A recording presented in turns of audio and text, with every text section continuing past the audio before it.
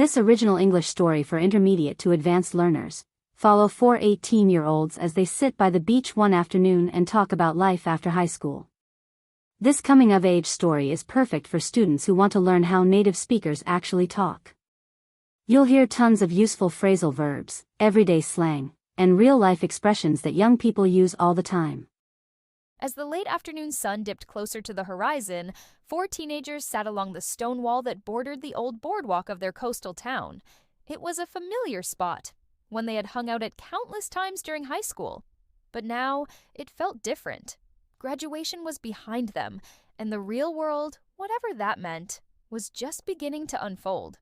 Lena sat with her legs crossed, sipping iced coffee and gazing at the ocean like she was trying to read her future in the waves. She had everything more or less mapped out.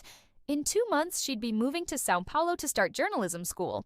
Organized, focused, and just a bit anxious under the surface, Lena had always been the one with a plan. But even with everything lined up, she still couldn't quite wrap her head around the fact that this chapter of her life was over. Next to her, Kai leaned back on his elbows, sunglasses hiding his eyes, guitar case by his side.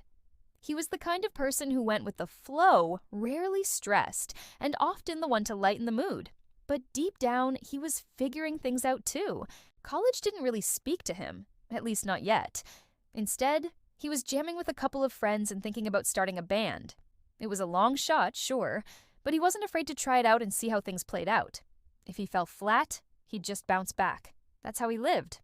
Zara, always bold and unapologetically herself, was already in work mode. She had recently launched a digital project, a social media app aimed at young entrepreneurs, and had a few people backing her up. While others were still deciding what to do next, Zara had already dived headfirst into her goals. Her energy was contagious, and even though she came off as confident, she sometimes stayed up late second-guessing herself. Still, she wasn't about to slow down. Noah was the quiet one of the group.